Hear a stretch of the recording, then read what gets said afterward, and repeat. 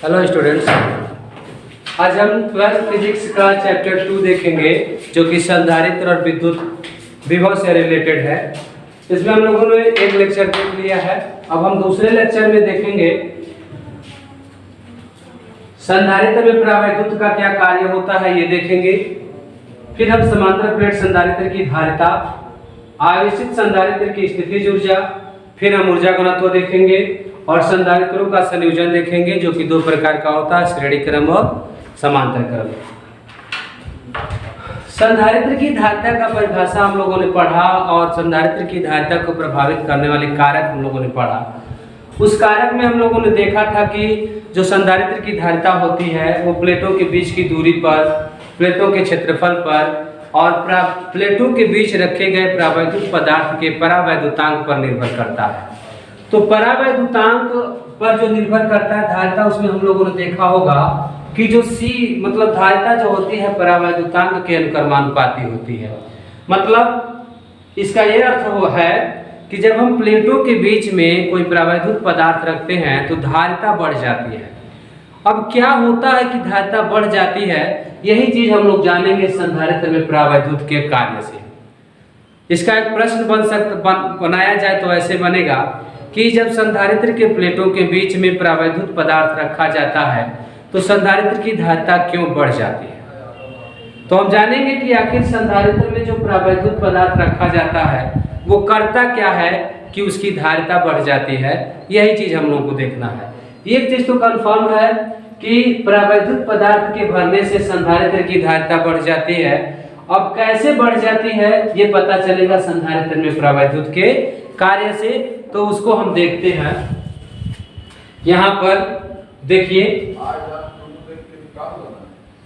संधारित्र में परावैद्युत का कार्य, संधारित्र में परावैद्युत का कार्य।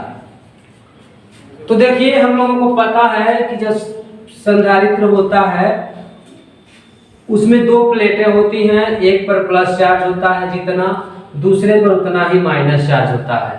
एक पर जितना प्लस चार्ज होगा दूसरे पर उतना ही माइनस चार्ज होगा।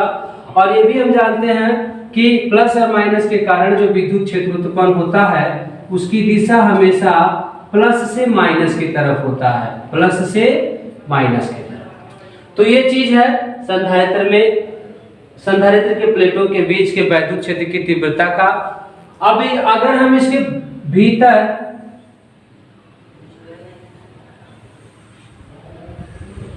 कोई परावैद्युत पदार्थ रख दें, ये मान लें कि क्या है, ये एक परावैद्युत पदार्थ है।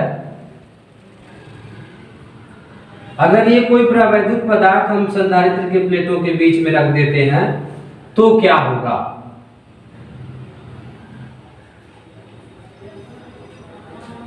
तो देखिए, जब हम संधारित्र के प्लेटों के बीच में कोई परावैद्युत पदार्थ रखते हैं तो परावैद्युत पदार्थ के जो परमाणु होते हैं वे ध्रुवित हो जाते हैं। मतलब ये होता है, हम लोगों को पता है कि सभी पदार्थ जो अणु परमाणुओं से मिलकर बने हुए हैं और उनमें धन और ऋण कण होते हैं। तो देखिए, प्लस चार्ज जो है सभी ऋण कणों को अपने तरफ खींच लेता है और जो माइनस चार्ज होता है इसके सभी धन कणों को अपने तरफ खींच लेता है। अर्थात ये पूरा जो परावैद्युत होता है एक तरफ जो होता है ऋणावेशित और एक तरफ हो जाता है धनावेशित। मतलब परावैद्युत पदार्थ जो होते हैं ध्रुवित हो जाते हैं और उसमें एक तरफ पूरे धन ऋण कण हो जाते हैं और दूसरे तरफ पूरे धन कण। अब आप देखिए, यहाँ पर प्लस चार्ज है यहाँ पर तो सभी ऋण कणों को अपने तरफ खींच लेगा और माइनस चार्ज है तो सभी धन कणों को। तो ये जो परावैद्युत है ये भी इस प्रकार हो जाता है जैसे दो प्लेटों के भांति बिहेव करने लगता है, एक की तरफ प्लस और दूसरे की तरफ माइनस। तो फिर से हम देख रहे हैं यहाँ पर जैसे इसके अनुपस्थिति में ये प्लस और माइनस था तो उसमें एक वैद्युत क्षेत्र उत्पन्न हुआ जो कि प्लस से माइनस की तरफ डायरेक्टेड था।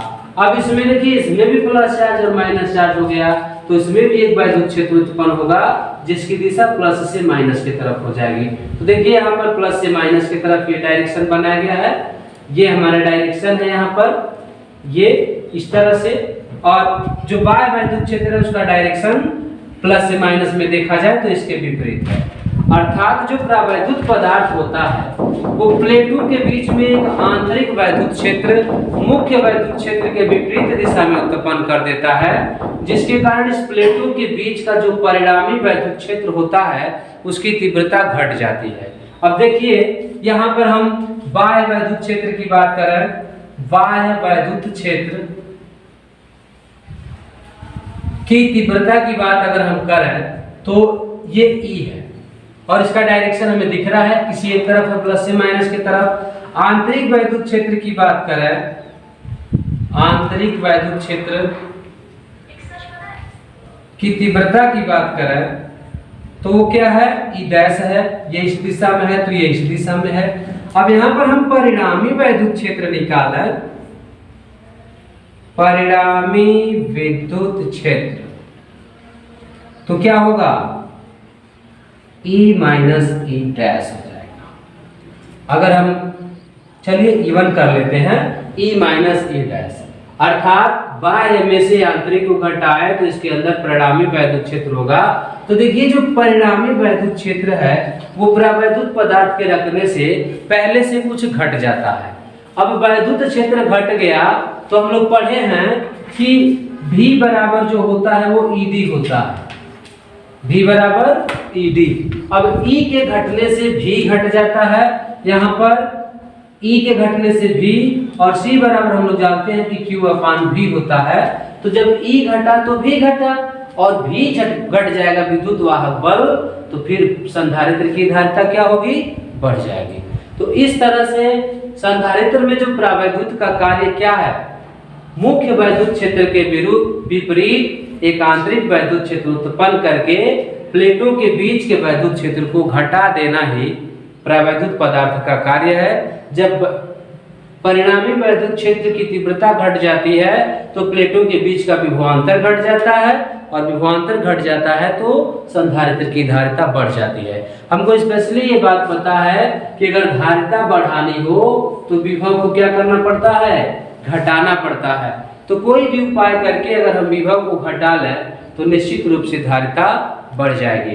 तो ध्यान देंगे, संधारित्र में प्रावैद्युत पदार्थ का मुख्य कार्य है प्लेटों के बीच ध्रुवित होकर मुख्य वैद्युत क्षेत्र के विपरीत एक आंतरिक वैद्युत क्षेत्र उत्पन्न करके प्लेटों के बीच के वैद्युत क्षेत्र की तीव्रता को घटा देना ही संधारित्र में प्रावैद्युत का कार्य है।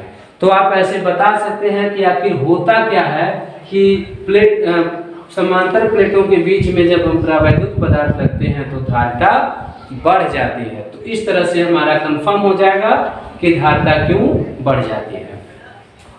अब हमारा दूसरा टॉपिक है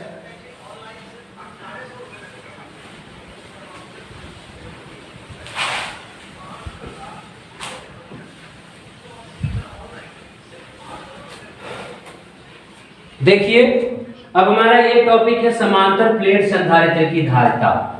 दूसरा है समांतर प्लेट संधारित्र की धारिता, संधारित्र की धारिता। तो देखिए ये हमारा समांतर प्लेट संधारित्र है। हम इसके एक प्लेट को क्या करते हैं, वैद्युत स्रोत से जोड़ देते हैं और दूसरे प्लेट को क्या करते हैं, अर्थिंग कर देते हैं।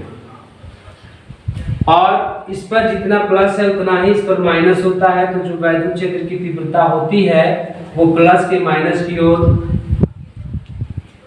हमेशा होती है। तो यहाँ पर ये हो जाएगा प्लस से माइनस की तरफ वैद्युत क्षेत्र की तीव्रता। मान लीजिए कि इसके प्लेटों के बीच की जो दूरी है उसको हम डी से डिनोट कर लें। प्लेटों के बीच की दूरी को किससे डिनोट कर लें, डी से। इसको हम हटा सकते हैं, यहाँ कहीं ई दिखा सकते हैं। और प्लेटों का जो क्षेत्रफल है उसको हम ए से डिनोट कर सकते हैं, प्लेट क्षेत्रफल को ए से। और धारिता मान लीजिए सी है और उसके बीच का विभवांतर बी है। तो इस तरह से हमारा ये समांतर प्लेट संधारित्र बना। मान लेंगे कि इसके प्लेटों के बीच की दूरी डी, प्लेटों का क्षेत्रफल ए, इसकी धारिता सी और वैद्युत क्षेत्र की जो तीव्रता है वो ई है और प्लेटों के बीच का जो विभवांतर है वो भी है।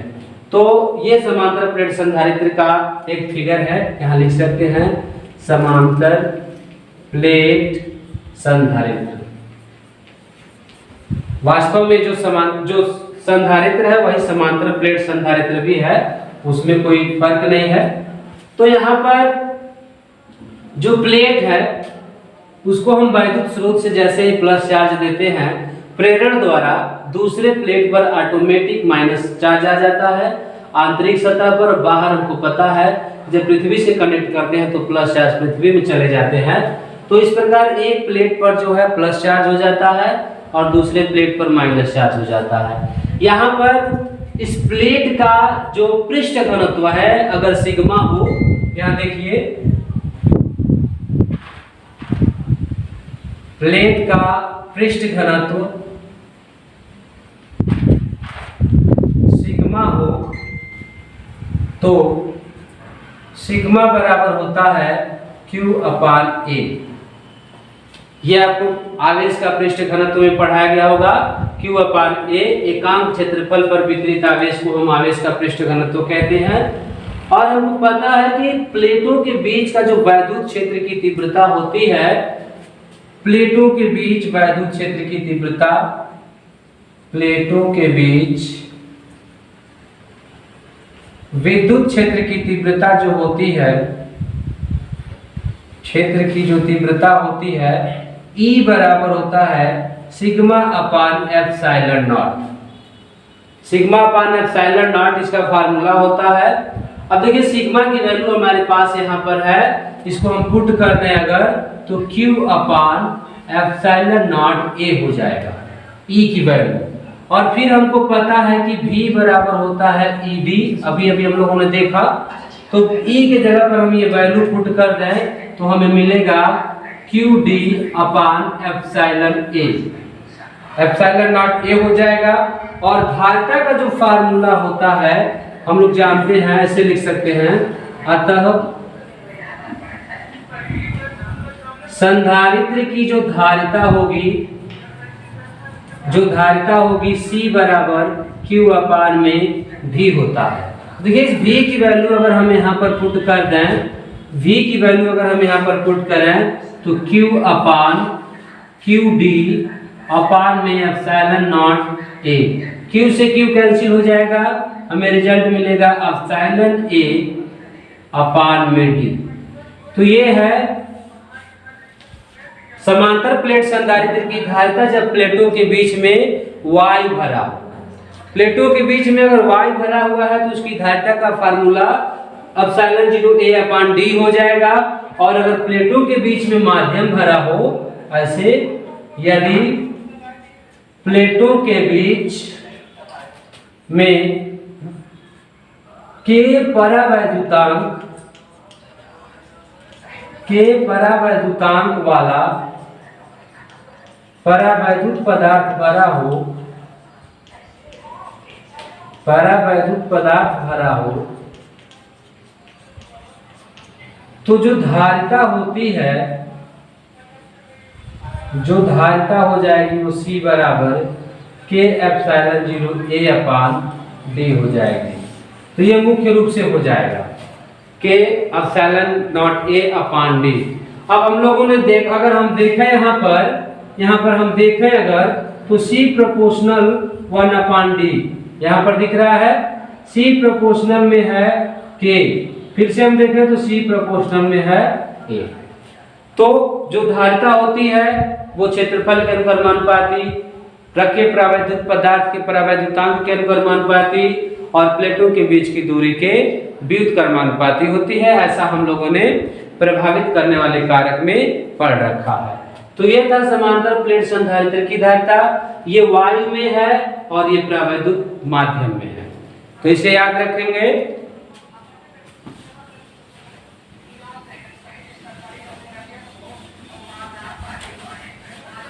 अब हमारा तीसरा पॉइंट है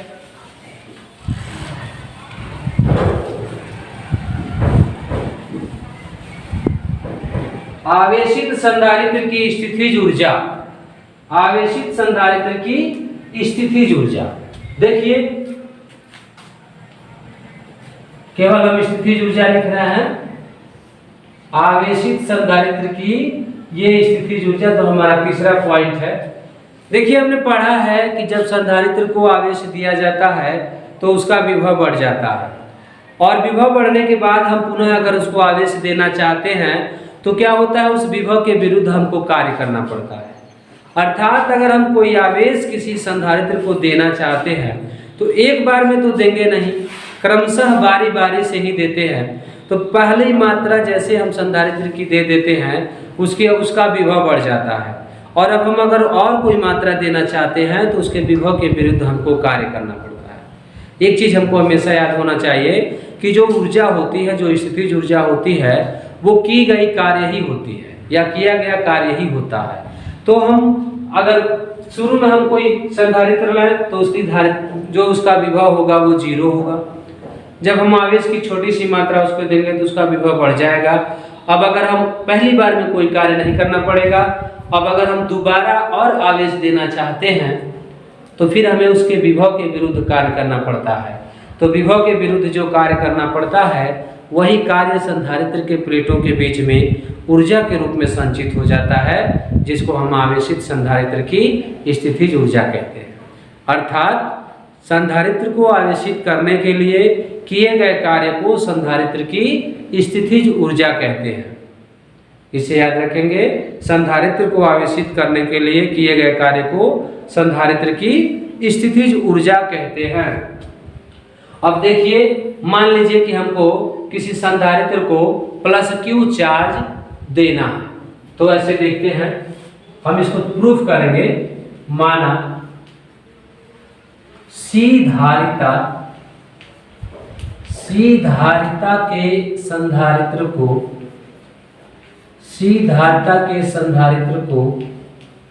+Q आवेश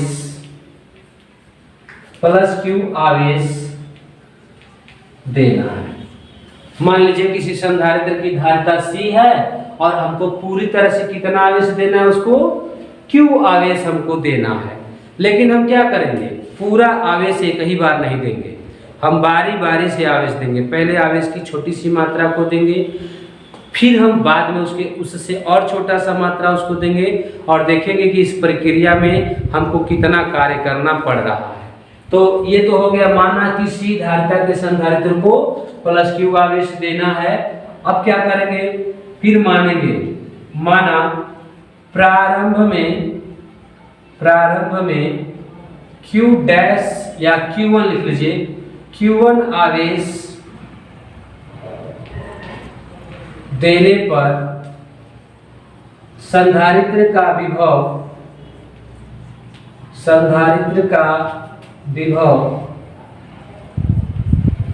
V1 हो जाता है। जब हम पूरा Q आवेश दे देंगे तब जाकर के उसके विभव को V मानेंगे। अभी हमने Q1 आवेश दिया है तो मान लेंगे कि उसका विभव क्या है, V1 है। तो जो V1 बराबर होगा वो Q1/C हो जाएगा। हमको पता है कि C बराबर कितना होता है, Q/V। मेन फार्मूला हमारा ये है। यहाँ से अगर हम V को यहाँ करें तो C एक दूसरे से क्या होंगे, इंटरचेंज हो जाएंगे। तो ये देखिए, तो प्रारंभ में Q1 आवेश देंगे तो संधारित्र का विभव V1 होगा, तो उस V1 का मान इस फार्मूले से हम प्राप्त कर सकते हैं। तो ये हो जाएगा। अब हम क्या करेंगे, अब देखिए, अब यदि संधारित्र को सूक्ष्म आवेश dq, मान लीजिए कि dq देने में कृत कार्य क्या हो, dw हो, तो क्या होगा, कार्य बराबर होता है विभवांतर गुणे आवेश। VQ होता है हम लोगों को पता, तो VQ की जगह हम क्या करेंगे, हमको पता होगा, यहाँ पर देखिए W बराबर क्या होता है, VQ होता है। वैद्युत विभव की परिभाषा से V बराबर W/Q होता है, तो W बराबर VQ हो जाएगा। उसी फार्मूले का यहाँ पर प्रयोग किया गया है। अब देखिए कि dq चार्ज उसको देने में हमको dw कार्य करना पड़ रहा है, तो कंप्लीट चार्ज जो कि हमने q हमको देना है, ये पूरा q चार्ज जब हम उसको दे देंगे तब हमको कितना कार्य करना पड़ेगा। अतः यहाँ पर लिख देंगे, अतः संधारित्र को q आवेश देने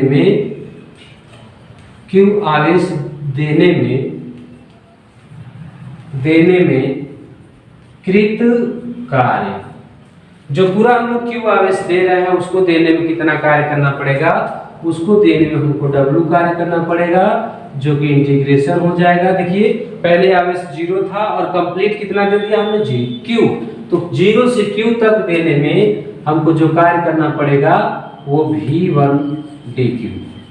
आपको बार बार बताया जाता है कि छोटे से कार्य का जब हम चीज का इंटीग्रेशन करते हैं तो उस तरह का बड़ा चीज हमको मिल जाता है।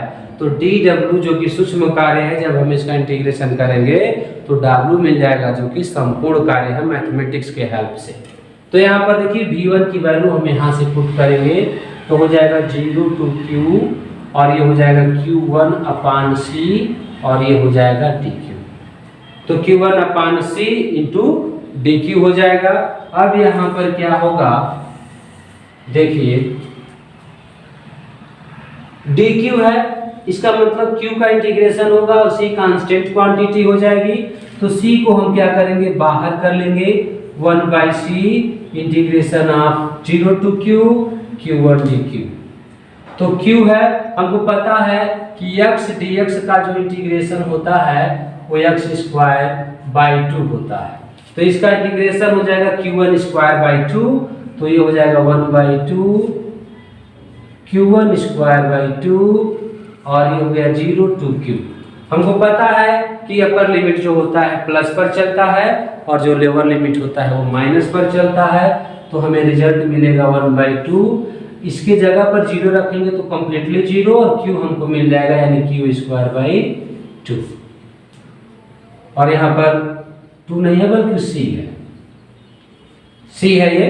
तो इसे पूरी तरह से हम सॉल्व करें तो हमको 1/2 q²/c ये हमारा w है। हम लोग जानते हैं कि जो किया गया कार्य है वही क्या होता है, ऊर्जा होता है। तो यहाँ पर हम दिखा सकते हैं u बराबर w, और w का मान है 1/2 q²/c। तो ये हमारा स्थितिज ऊर्जा का फार्मूला हो जाएगा। आवेशित संधारित्र के स्थितिज ऊर्जा का सूत्र है 12q²c। तो ये बहुत आसान टॉपिक है, इस पर ध्यान देंगे और इससे न्यूमेरिकल्स भी सॉल्व कराए जाएंगे। तो ये था 12q²/c। अब हम जानते हैं कि जो मेन फार्मूला है c = q/v, तो इसके हेल्प से हम अन्य पदों में भी ऊर्जा का मान निकाल सकते हैं। तो अन्य पदों में हम निकाल के दिखा रहे हैं आपको, देखिए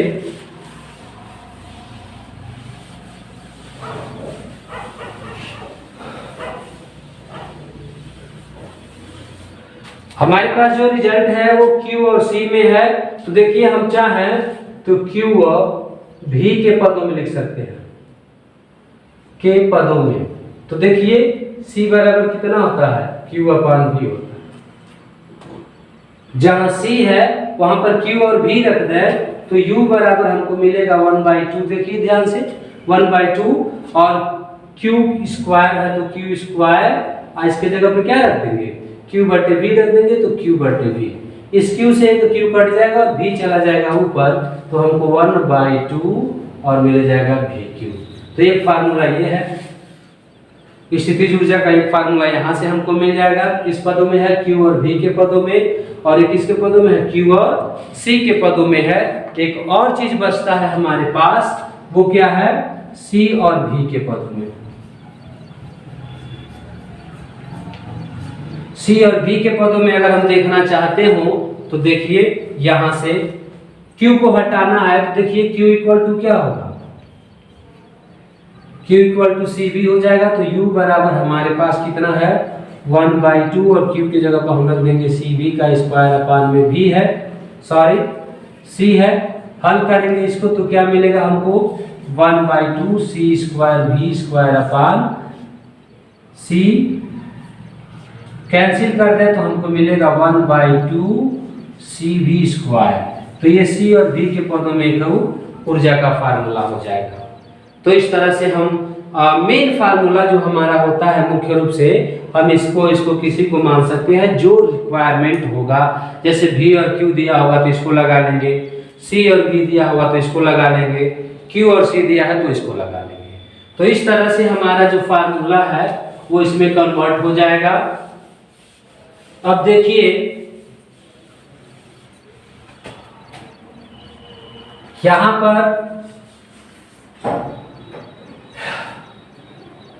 पर हमारा टॉपिक है ऊर्जा घनत्व। ये क्या है? आवेशित संधारित्र का ऊर्जा घनत्व है। तो ऊर्जा घनत्व जो होता है ये संधारित्र का स्थितिज ऊर्जा के लिए ऊर्जा घनत्व है। इसकी फार्मूला, इसका परिभाषा क्या बनता है? एकांक आयतन में संचित ऊर्जा को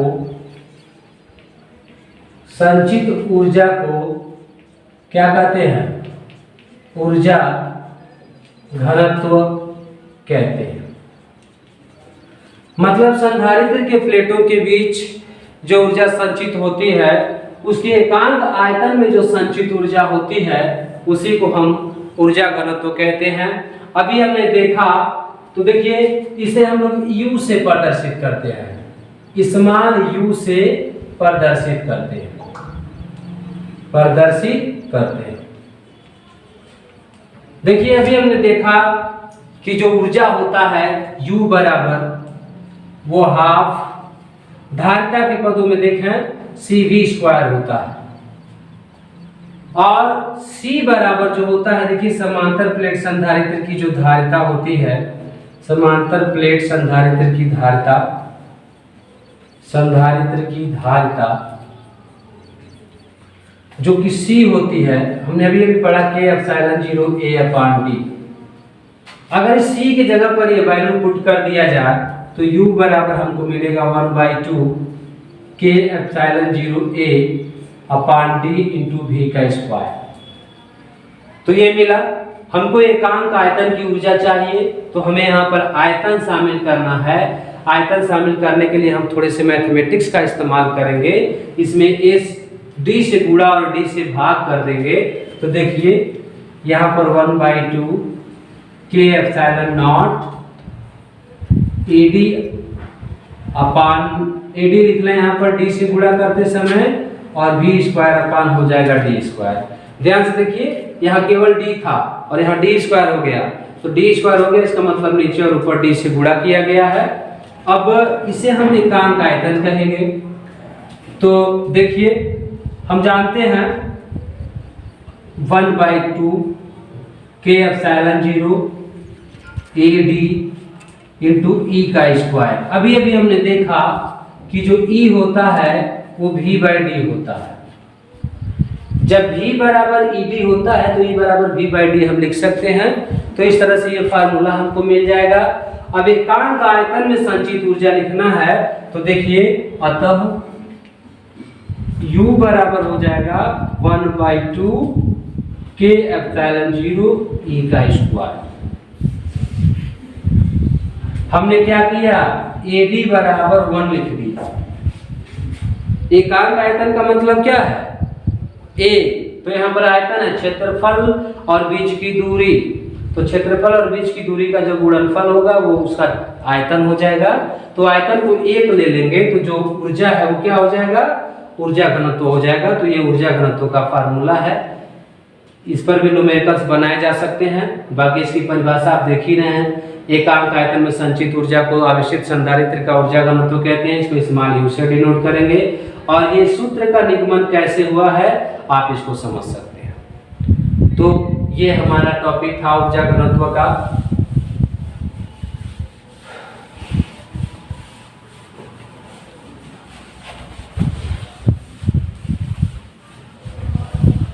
अब देखिए संधारित्रों का संयोजन पढ़ना है हम लोगों को। तो संयोजन करते क्यों है हम किसी भी चीज का?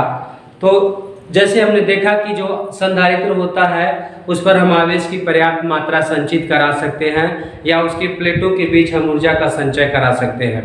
अगर हमें कहीं किसी जगह पे ज़रूरत है आवेश के संचय कराने की और एक संधारित्र से हमारा काम नहीं चल पा रहा है, एक संधारित्र की इतनी धारिता नहीं है कि हम पूरी तरह से आवेश को जितनी हमें मात्रा चाहिए उतना हम संचित करा पा रहे हैं, तो हमें दूसरे संधारित्र की आवश्यकता पड़ सकती है। दूसरे से काम न चले तो हमें और संधारित्र की आवश्यकता पड़ सकती है। तो इस तरह से हम कई संधारित्रों को एक साथ जोड़ करके उसकी धारिता को हम बढ़ाना चाहें तो आसानी से बढ़ा सकते हैं। जरूरी नहीं है कि हमें हर बार धारिता बढ़ाने की ही ज़रूरत पड़ती है। हो सकता है किसी जगह पे हमें धारिता घटाने की भी ज़रूरत पड़ जाए, तो उस समय हम संयोजन को देखेंगे कि किस संयोजन में धारिता बढ़ रही है और किस संयोजन में धारिता घट रही है। अब संयोजन देखिए दो प्रकार का पढ़ना है हमको, समांतर क्रम और श्रेणी क्रम। तो श्रेणी क्रम संयोजन और समांतर क्रम संयोजन में हम लोगों को एक निष्कर्ष निकालना है कि इस क्रम में जो धारिता है वो बढ़ रही है अथवा घट रही है। अगर मान लीजिए कि किसी क्रम में धारिता बढ़ रही है तो जहाँ धारिता को बढ़ाने की जरूरत पड़ेगी हम वहाँ उस क्रम का प्रयोग कर लेंगे, और अगर कहीं धारिता को घटाने की जरूरत पड़ी तो हम फिर उसके घटाने वाले क्रम का प्रयोग कर लेंगे।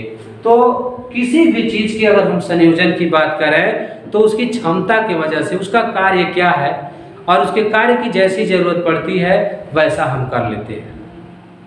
तो यही हमारा उद्देश्य है कि संधारित्रों का हम संयोजन कर रहे हैं तो जो धारिता मिलेगी वो किस तरह की मिलेगी, बढ़ रही है कि घट रही है, यही हमको देखना होगा। तो देखिए यहाँ हम देखते हैं बारी बारी से एक एक करके देखते हैं। देखिए पहला हम देखा श्रेणी क्रम संयोजन। श्रेणी क्रम संयोजन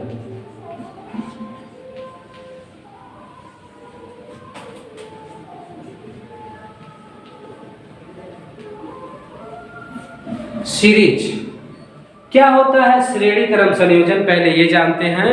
हमें श्रेणी क्रम में किसी भी चीज को जोड़ना होता है तो इंड की बात करते हैं। अगर दो छोर है तो दूसरा छोर अगले वाले के पहले से, फिर दूसरे वाले का दूसरा अगले वाले के पहले से, इस प्रकार के जुड़ता है। तो देखिए हमारा एक संधारित्र है और ये हमारा दूसरा संधारित्र हो गया। उसी तरह से ये हमारा मान लीजिए कि तीसरा संधारित्र हो गया। इनकी धारिताएं अलग अलग हैं। इसकी धारिता मान लेते हैं C1 है, इसकी धारिता C2 है और इसकी धारिता C3 है, और हमको इन्हें क्या करना है? कनेक्ट कराना है। देखिए अंतिम वाला क्या होगा? अर्थिंग कर दिया जाएगा और पहले वाले को हम क्या करेंगे? वैद्युत मशीन से जोड़ देंगे। तो श्रेणी क्रम संयोजन में होता क्या है? पहले संधारित्र का जो दूसरा प्लेट होता है वो दूसरे संधारित्र के पहले प्लेट से जुड़ जाता है। फिर दूसरे संधारित्र का जो दूसरा प्लेट है वो तीसरे संधारित्र के पहले प्लेट से।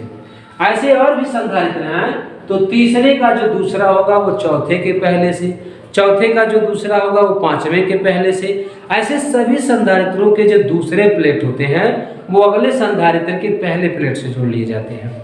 और जो पहला प्लेट होता है उसको हम वैद्युत स्रोत से जोड़ देते हैं, और जो अंतिम प्लेट होता है उसको क्या करते हैं? अर्थिंग कर देते हैं, वो संपर्कित कर देते हैं। अब मान लीजिए कि हम यहाँ से इसको +Q चार्ज दे रहे हैं। श्रेणी क्रम संयोजन है, +Q चार्ज देंगे तो इस पर तो +Q चार्ज आएगा। जैसे इस पर +Q आएगा तुरंत इस पर -Q आ जाएगा। अब चूंकि हमने इसको कनेक्ट करा दिया है तो इस पर भी +Q चार्ज आ जाएगा और फिर यहाँ भी -Q चार्ज, इस पर +Q चार्ज और यहाँ -Q चार्ज। आपको याद रखना है कि एक प्लेट के सामने जब दूसरा प्लेट लाया जाता है, संधारित्र के सिद्धांत में आपको बताया गया था कि एक प्लेट के सामने अगर हम दूसरा प्लेट लाते हैं तो उसके सामने वाले पर माइनस चार्ज आ जाता है और बाहर वाले पर प्लस चार्ज हो जाता है। तो जब हम इसको भी कनेक्ट कर देते हैं पृथ्वी से तो ये वाला समाप्त हो जाता है। तो यहाँ पर भी वही हुआ होगा, इसके भीतरी सतह पर माइनस चार्ज और बाहरी सतह पर प्लस चार्ज। और जब हम इसको कनेक्ट कर देंगे दूसरे संधारित्र से तो प्लस वाला किस पर चला जाएगा, इस पर। अब फिर प्रेरण द्वारा इस पर माइनस होगा अंदर वाले पर और बाहर प्लस। जब कनेक्ट कराएंगे तो क्या होगा, इस पर प्लस आ जाएगा, मतलब जो प्लस चार्ज है ये वाला प्लस चार्ज इससे होकर के कहाँ चला जाएगा, इस पर, और फिर प्रेरण द्वारा इस पर माइनस। तो इस प्रकार श्रेणी क्रम संयोजन में सभी संधारित्रों के पहले प्लेट पर देखिए प्लस चार्ज है और दूसरे प्लेट पर क्या है, माइनस चार्ज है। इनका जो विभवांतर होता है वो सब अलग अलग होता है, इनका जो विभवांतर होता है वो अलग अलग है, V1 है, V2 है, V3। लेकिन अगर ये एक संयोजन है तो इसका क्या होगा, एक सिंगल पोटेंशियल होगा। इसको हम क्या मान रहे हैं, एक संयोजन, एक संधारित्र मान लें, यहां से यहां तक एक संधारित्र मान लें तो उसका भी एक पोटेंशियल होगा, उसका भी एक विभवांतर होगा जिसको हम V से डिनोट कर लें, और इसकी भी एक धारिता होगी, इसकी भी क्या होगी, पूरे संयोजन की भी एक धारिता होगी। तो हमको क्या करना है, अलग अलग निकालना है सभी संधारित्रों के लिए। तो आपने क्या क्या देखा कि श्रेणी क्रम संयोजन में सबका दूसरा प्लेट अगले के पहले प्लेट से जुड़ा होता है, पहले संधारित्र के पहले प्लेट को वैद्युत मशीन से और अंतिम वाले के दूसरे प्लेट को अर्थिंग कर देते हैं। सभी संधारित्रों के पहले प्लेट पर प्लस चार्ज होते हैं और दूसरे प्लेट पर उतने ही माइनस चार्ज होते हैं। विभवांतर सबका अलग अलग होता है, ये बात देखेंगे। अब देखिए अगर हम इन सभी संधारित्रों के लिए करें तो देखिए हमको क्या पता है, C बराबर होता है Q/V होता है। तो यहाँ पर अगर हम देखें Q की वैल्यू अगर हम निकालें तो क्या मिलेगा, C भी मिलेगा। तो देखिए अगर हम पहले दूसरे तीसरे संधारित्रों की बात करें तो Q1 बराबर क्या मिलेगा हमको, C1V। Q बराबर हमको क्या मिलेगा, यहाँ पर C1V मिल जाएगा इस तरह से। और नहीं तो हम इसी का प्रयोग कर लें, कोई दिक्कत नहीं है, या V का मान निकालना हम लोग, जैसे जो V है V1 plus V2 plus V3 के बराबर होगा तो बेहतर होगा कि हम V निकालें। V बराबर हमको मिलेगा Q/C1, V1 बराबर। इसी तरह से V2 बराबर हमको मिलेगा Q/C2 और इसी तरह से V3 बराबर हमको मिलेगा Q/C3। तो ये सभी विभवांतर हैं।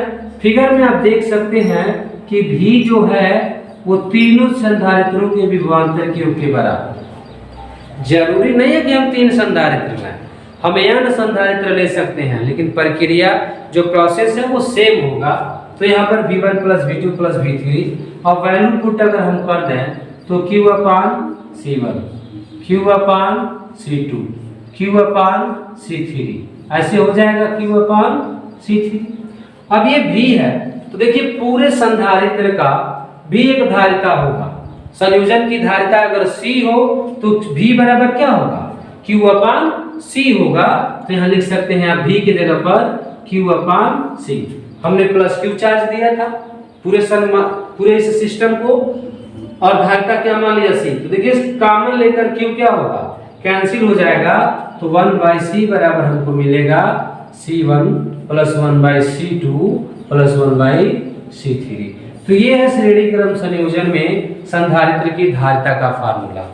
अब आप देख सकते हैं कि जो तुल्य धारिता है उसका जो व्युत्क्रम है सभी संधारित्रों की धारिताओं के व्युत्क्रमों के योग के बराबर है। अर्थात श्रेणी क्रम संयोजन में जो तुल्य धारिता मिलती है वो किसी एक संधारित्र की धारिता से भी कम होती है।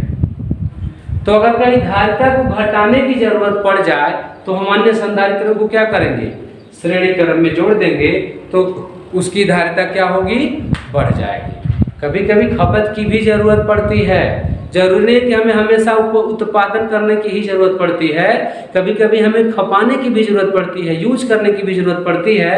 तो उसके लिए भी हमें आवश्यकता पड़ जाती है वस्तुओं की या सिस्टम की। तो जरूरी नहीं कि हर बार हम धारिता बढ़ाने के ही चक्कर में हो, कभी कभी आवश्यकता के अनुसार हमें धारिता घटाने की भी जरूरत पड़ जाती है। तो ऐसे केस में हम क्या करेंगे, संधारित्रों को श्रेणी क्रम में जोड़ देंगे तो धारिता क्या होगी, घट जाएगी। अब दूसरा हम देखें समांतर क्रम संयोजन।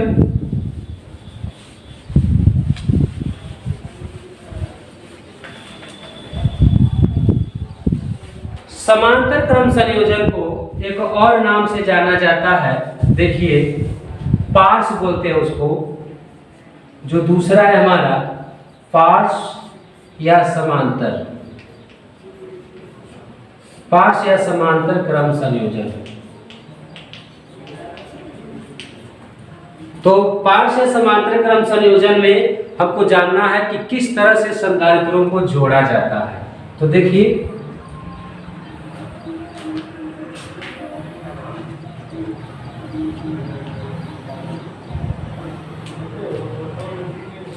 समांतर क्रम संयोजन में हम कैसे जोड़ते हैं? सभी संधारित्रों के दूसरे प्लेट को किसी एक बिंदु से जोड़ देते हैं।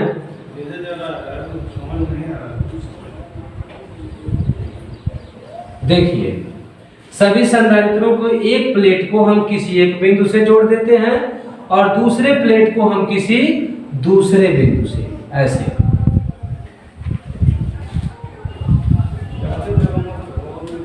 देखिए सबके पहले प्लेट को हमने एक बिंदु से जोड़ दिया और सबके दूसरे प्लेट को हमने दूसरे बिंदु से जोड़ दिया। क्रम का मतलब जानना बहुत जरूरी है। तो समांतर क्रम में अभी हमने श्रेणी में देखा, दूसरा प्लेट पहला संधारित्र का दूसरा प्लेट दूसरे के पहले से, दूसरे का दूसरा तीसरे के पहले से, ऐसे था। लेकिन इसमें क्या है, सबके जो पहले प्लेट हैं एक बिंदु से और जो दूसरे प्लेट हैं वो दूसरे बिंदु से। पहले बिंदु का संपर्क होता है वैद्युत मशीन से और दूसरे बिंदु का संपर्क होता है किससे, पृथ्वी से। अब अगर हम इसको प्लस क्यू चार्ज दे दें तो ये जो प्लस क्यू चार्ज है वो क्या होता है, बट जाता है धारिता के अनुसार। तो पहले की धारिता C1 है, मान लीजिए इस पर आवेश Q1 हो गया। दूसरे की धारिता C2 है, इस पर आवेश मान लीजिए Q2 हो गया। तीसरे की धारिता C3 है, इस पर आवेश मान लीजिए Q3 हो गया। तो पहले प्लेट पर क्या होगा, सब पर प्लस चार्ज और प्रेरण के कारण दूसरे प्लेट पर पहले प्लेट के बराबर जो होगा वो माइनस चार्ज हो जाएगा। ये बात हमेशा याद रखेंगे कि संधारित्र के पहले प्लेट पर जितना प्लस चार्ज होता है दूसरे पर बिल्कुल उतना ही माइनस चार्ज होता है। तो यह है संधारित्र की धारिता का बनावट और समांतर क्रम में। और दूसरी चीज कि जो विभवांतर होता है वो सबका सेम होता है, क्योंकि दोनों निश्चित बिंदु के बीच सभी संधारित्र जुड़े हैं, इसलिए इनका पोटेंशियल जो होता है वो बराबर होता है और जो पूरे संयोजन का विभवांतर है वही सबका हो जाता है। यही भी इसका भी, यही भी इसका भी और यही भी इसका भी होगा। सभी संधारित्रों का जो विभवांतर होगा प्लेटों के बीच का वो बिल्कुल भी ही होगा जो कि इस पूरे संयोजन का है। तो देखिए इसको प्लस क्यू चार्ज दिया गया और ये क्यू क्या होगा, Q1, Q2, Q3 तीन भागों में या जितने संधारित्र होंगे उतने भागों में उनके धारिता के अनुसार बट जाएगा। तो यहाँ पर अगर हम फार्मूला यूज करें, देखिए C बराबर Q/V इम्प्लाइज Q बराबर CV। अगर इस फार्मूले को हम तीनों संधारित्रों के लिए लगाएं तो देखिए Q1 बराबर होगा C1V, क्योंकि विभवांतर सबका बराबर है। Q2 बराबर होगा C2V और Q3 बराबर होगा C3V। ऐसे अब देखिए ध्यान से कि जो चार्ज हमने Q1 दिया था वही चार्ज क्या हुआ है, इस पूरे संधारित्र पर बटा हुआ है। तीनों पर कितना चार्ज है, यही Q न बटा हुआ है, तो तीनों मिलकर क्या बना देंगे, Q को बना देंगे। अब इस Q के जगह पर हम ये फार्मूला लगा देंगे CV वाला, क्योंकि इस पूरे संयोजन की धारिता को क्या मानना है, C मानना है, विभवांतर भी है ही और चार्ज हमने Q दिया ही है। तो क्या होगा, Q बराबर हो जाएगा CV, Q बराबर CV और Q1 बराबर देखिए C1V, Q2 बराबर C2V और Q3 बराबर C3V। तो देखिए यहाँ भी कॉमन ले लिया जाए तो C1 plus C2 plus C3 और ये भी से भी कैंसिल हो जाएगा, C बराबर हो जाएगा C1 plus C2 plus C3।